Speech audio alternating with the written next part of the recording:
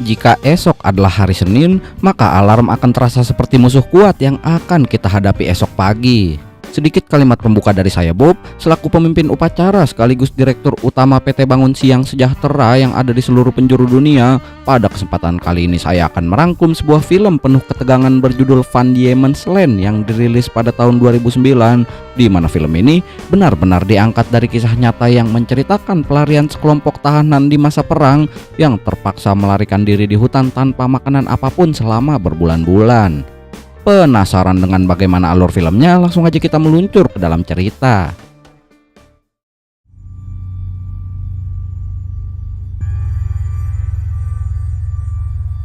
Berlatar di kota Tasmania, Australia pada tahun 1822, cerita diawali dengan memperlihatkan 8 orang narapidana yang sedang berbaris menghadap ke sungai dan mereka sedang menunggu para sipir untuk membawa mereka ke hutan menggunakan perahu kecil sebelum berangkat. Mereka pun dikawal dan dijaga ketat oleh para pasukan tentara militer Inggris yang pada masa itu menjajah wilayah ini, dan mereka pun disuruh berenang menuju perahu kecil yang dikendarai oleh seorang pengawas yang nantinya akan memantau mereka bekerja selama di hutan.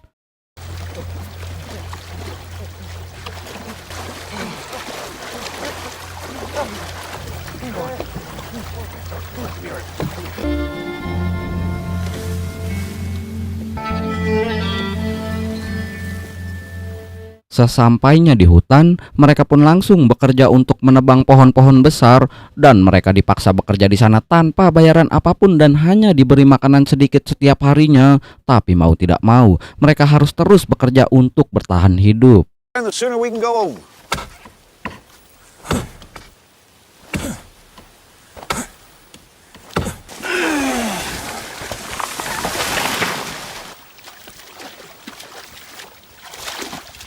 Pada saat sedang beristirahat, salah satu tentara pengawas yang sedang berjaga menawarkan sedikit potongan daging kepada para napi pekerja. Tapi entah mengapa, mereka semua menolak pemberian beliau dan tiba-tiba saja... Where's that mongrel sailor, Greenhill? Hey, where is he?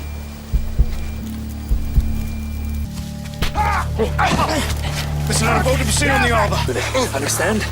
Take his clothes. Take his clothes!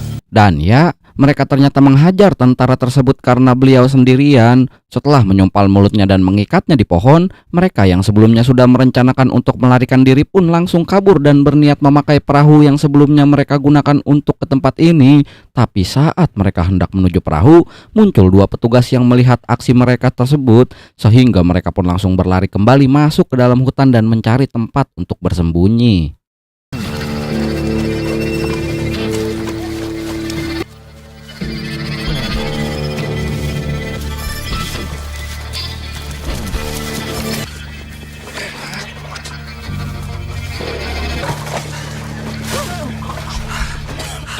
Setelah beberapa waktu bersembunyi, salah seorang napi warga negara Inggris bernama Greenhill yang memegang kapak mengajak mereka untuk masuk lebih jauh ke dalam hutan menuju ke arah timur agar bisa menghindari kejaran pasukan tentara dan menjadi lebih sulit untuk ditemukan.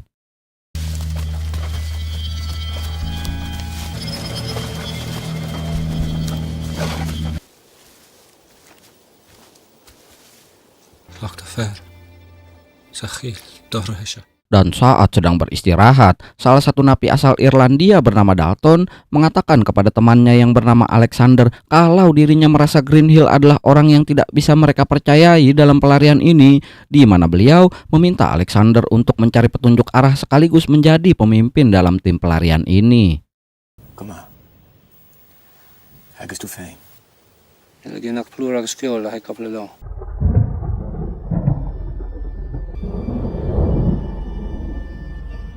Pada hari pertama mereka terbebas dan sedang dalam pelarian, semua tampak cukup bersemangat menikmati perjalanannya dengan berjalan santai menikmati udara kebebasan seakan terlepas dari sesuatu yang selama ini membebani mereka.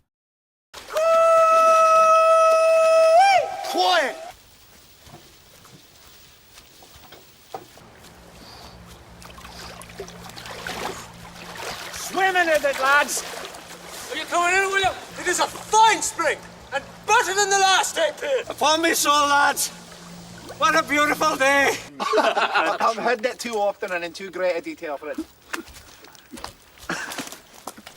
Pada keesokan harinya perjalanan pun kembali dilanjutkan. Tak banyak yang berubah dari hari kemarin dan semua masih menempuh perjalanan dengan penuh semangat hingga akhirnya mereka memasuki wilayah perbukitan. Dan selama menempuh jalur bukit ini, tiba-tiba turun badai salju yang mempersulit perjalanan mereka.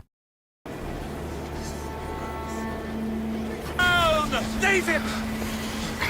Leave him. Setelah beberapa waktu melakukan pelarian, mereka sudah semakin jauh masuk ke dalam hutan yang ternyata semakin sulit juga bagi mereka mencapai ke tepian pulau karena pulau ini diketahui sangatlah besar dan luas sekali jika ditempuh dengan berjalan kaki. Dan jika mereka menuju hilir sungai, maka mereka akan kembali ditangkap dan disuruh melakukan kerja paksa lagi. Dan tak hanya itu saja, area hutan ini tampak tidak ada apa-apa untuk dimakan. Mereka juga harus melewati daerah perbukitan seperti kemarin lagi yang masih bersalju. Hingga akhirnya mereka pun memutuskan untuk kembali turun untuk beristirahat. Fucking cold! We rest here! Bert! Let's head down! Head down. Pada hari ke-8 pelarian, kini bekal yang mereka punya hanya tersisa sepotong roti saja. Dan di sini Dalton pun menyalahkan Greenhill karena dirinya yang membawa mereka ke arah timur tanpa tahu arah tujuannya. Namun Greenhill tidak mau begitu saja disalahkan seakan semua adalah salahnya.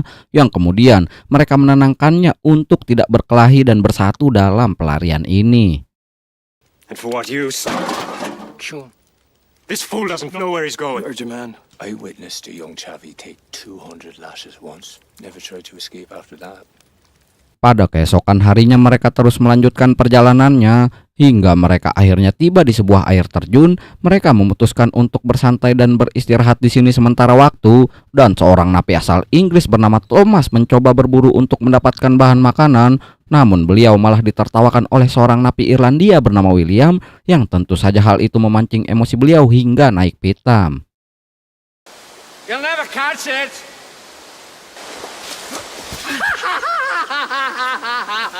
Hey, you get your fucking head up! Get your head, boys! Pada malam harinya mereka pun beristirahat tanpa makanan karena stok persediaan sudah habis seluruhnya. Karena sudah sangat lapar dan perut terus keroncongan, seorang napi Skotlandia bernama John dengan nekatnya memakan sehelai kain yang ada di bajunya. At my command.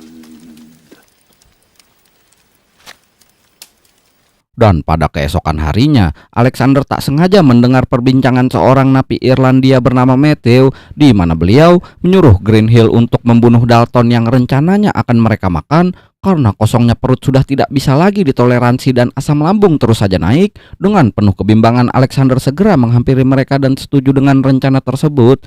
Yang alasan mereka mau membunuh Dalton adalah karena beliau cukup menghambat perjalanan karena dirinya sudah sakit-sakitan yang disebabkan oleh kelelahan ekstrim. So hungry I could eat me own arse. Tepat pada hari ke-10, ketika semua orang masih tertidur nyenyak, si Bagong Greenhill segera beraksi untuk membunuh Dalton yang masih tertidur menggunakan kapaknya.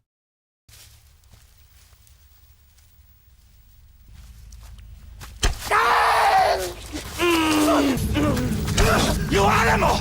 You filthy English! Semua yang melihat kejadian itu sangat terkejut seakan tak percaya dengan apa yang baru saja dilihatnya. Sehingga seorang napi Inggris bernama Edward yang tidak mau menjadi korban berikutnya memutuskan untuk pergi bersama William. Dan akhirnya Dalton pun menjadi korban pertama untuk mereka makan dan beberapa orang berpisah karena kejadian tersebut.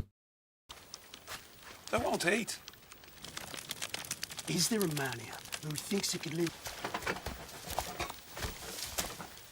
Singkat cerita, setelah kejadian barusan, dalam perjalanan Thomas yang masih trauma dengan kejadian kemarin, tiba-tiba berhenti dan pandangannya pun terlihat kosong. Dan apa yang dilakukan si Bagong? Beliau dengan bengisnya menggebuk kepalanya hingga tewas di tempat. Dan beliau menjadi korban kedua yang menyisakan 6 orang saat ini.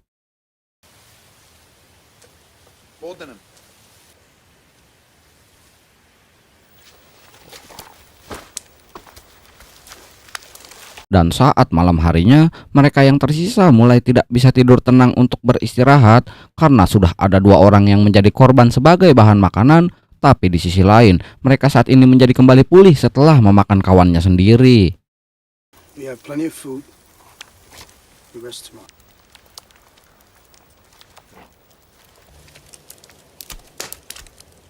Pada hari berikutnya, hujan pun turun dengan sangat deras yang membuat mereka terpaksa berhenti dan saat akan kembali melanjutkan perjalanan, di sini John yang mulai tidak percaya kepada Greenhill meminta agar dirinya saja yang membawa kapaknya. Tapi meskipun kini dirinya yang memegang kapak, John yang khawatir mengajak Alexander untuk pergi dengannya karena John menyadari kalau mungkin korban berikutnya adalah dirinya atau Alexander.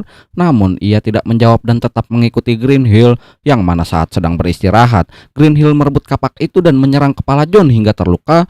Namun John yang bertubuh besar membuat Greenhill kewalahan dan melakukan perlawanan balik. Kill him dead!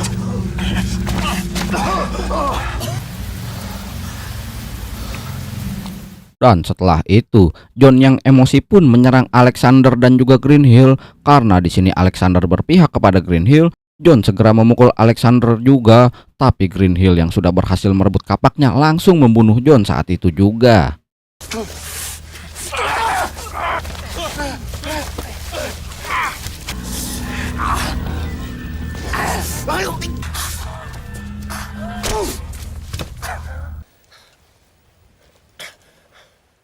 Dan ya, kini mereka tinggal bertiga karena dua yang lainnya berpisah sebelumnya, sehingga mereka saat ini memiliki cukup bekal untuk terus melakukan perjalanan yang berisikan 2 karung potongan daging kawan mereka sendiri.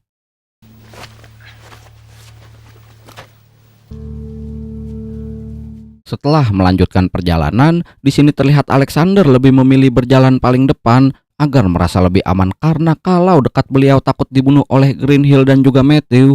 Namun tiba-tiba di sini Matthew digigit ular berbisa yang membuatnya menjerit kesakitan. Namun Greenhill memaksanya untuk terus melanjutkan perjalanan dengan membopong pundaknya.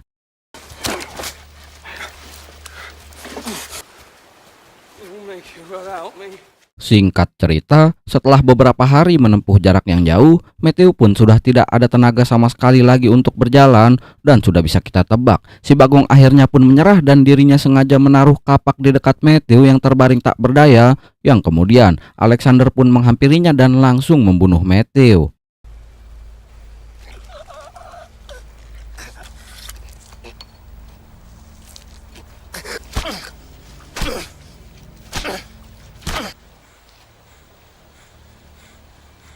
Keesokan harinya perjalanan pun kembali dilanjutkan dan kini Greenhill maupun Alexander saling membawa bekal masing-masing berupa karung berisi daging. Tapi mereka tetap berjalan bersama-sama yang hanya saja agak berjauhan dan saling waspada antara satu sama lain.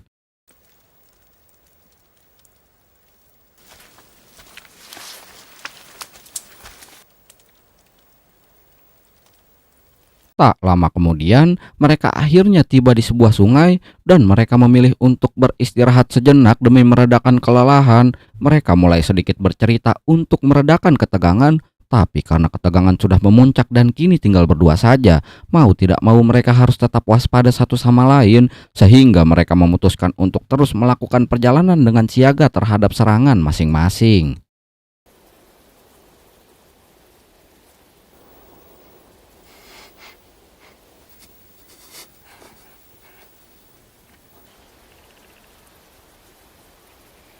Pada malam harinya, keduanya pun sulit tidur karena takut lengah.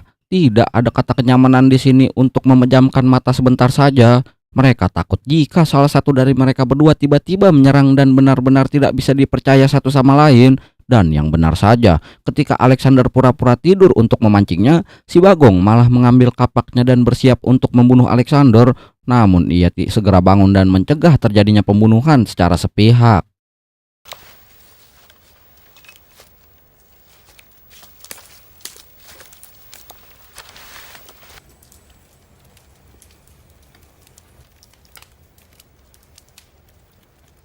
Tetapi pada pagi harinya, Alexander yang terbangun lebih awal segera membunuh Greenhill yang baru saja membuka matanya. Lalu beliau segera mengulitinya dan menjadikannya bahan makanan.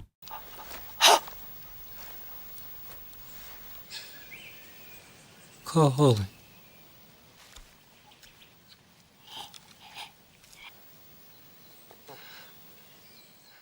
Dan ya, kini beliau tinggal seorang diri saja dan terus melakukan perjalanannya tanpa ada perasaan takut dimangsa lagi. Dan di akhir cerita, Alexander dikatakan selamat dan sampai ke suatu desa kecil selama kurang lebih 3 bulan berjalan sendirian. Tapi kondisi mentalnya benar-benar terganggu atas insiden selama perjalanannya menuju desa itu yang membuat dirinya melakukan kembali aksi kanibalismenya karena sudah pernah merasakan hal tersebut. Dan atas tindakannya, dirinya kembali ditangkap bersamaan dengan tentara yang menemukan sisa-sisa bangkai mayat yang sudah dimakan oleh Alexander di hutan sebelumnya, yang akhirnya beliau dipastikan sebagai seorang kanibal dan dijatuhi hukuman mati atas semua tindakan gilanya. Dan film akhirnya selesai.